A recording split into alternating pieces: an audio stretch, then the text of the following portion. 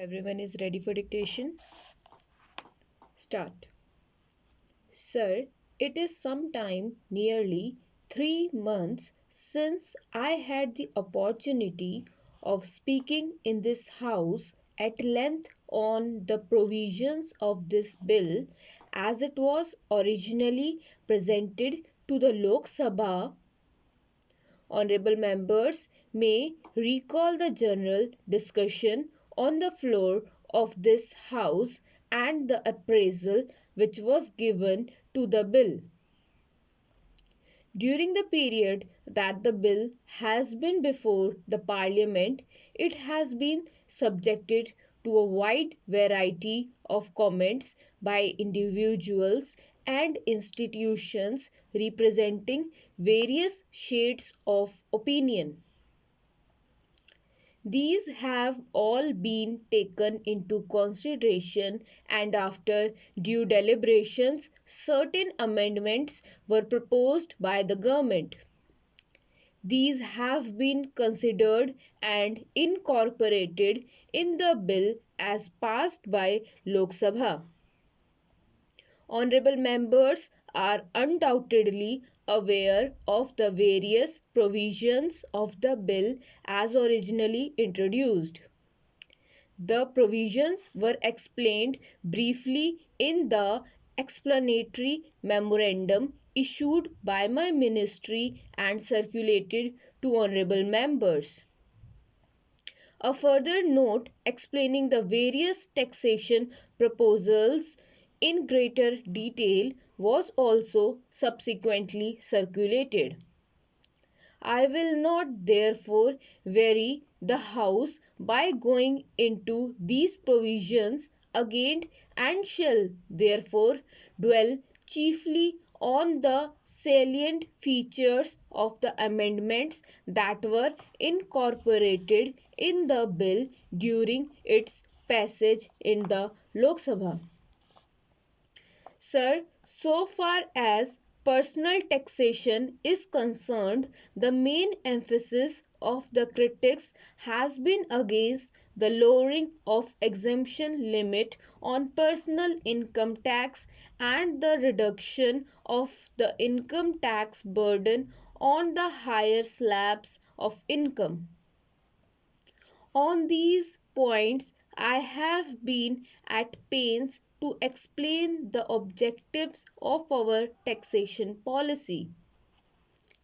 I had mentioned in my budget speech that the main reason for reduction in the existing rates at the higher levels of income was that in practice very high rates of direct taxation at the top brackets of income tend to erode the tax base and encourage tax evasion. It is no doubt true that the maximum rate of income tax and super tax applicable to the top brackets of income is proposed to be reduced from about 92% to a little less than 77% for earned incomes and 84% for unearned incomes. But this reduction is marginal rates is not to be viewed in isolation. Under the existing tax pattern, income tax does not stand by itself. It is supplemented by the wealth tax and the expenditure tax.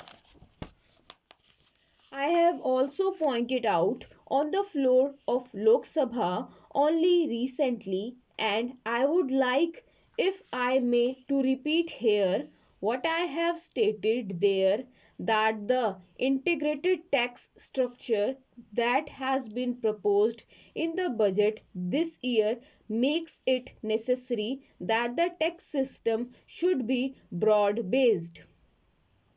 The existing exemption limit of rupees 42,200 is an unduly large multiple of the average level of income in this country. This should be reduced to such a reasonable level as would widen the sphere of taxation and release the tax base from its present inelasticity.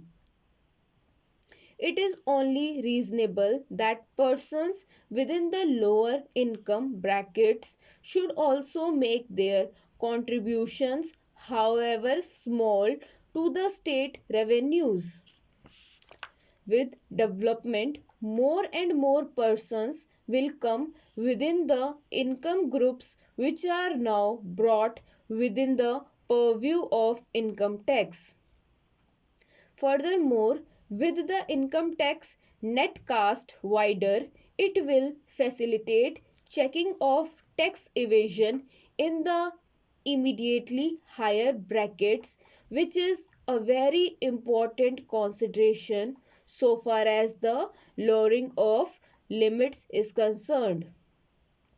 Another amendment which I sponsored in the Lok Sabha for providing some relief and encouragement to the middle class investor relates to the increase in the normal surcharge exemption limit by the amount of dividends received on equity shares subject to a maximum of rupees 1500.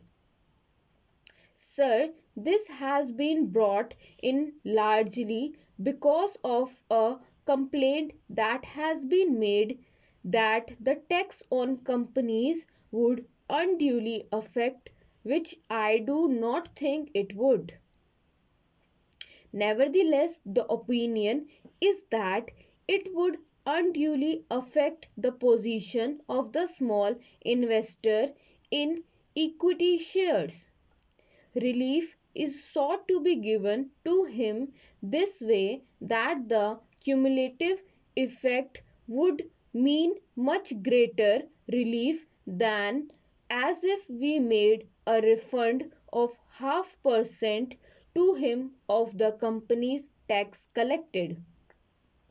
By another of my amendments to the bill, the additional surcharge of 15% on unearned income has been separated from the other two surcharges in order to put it beyond doubt that the proceeds from the former, the surcharge on unearned income, will form part of the divisible pool in which the states are to participate.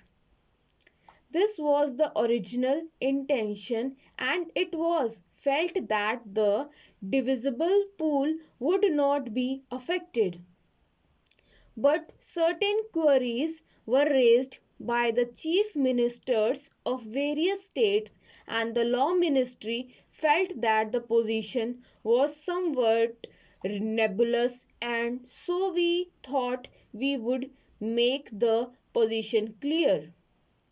There is another important amendment which I would like to mention.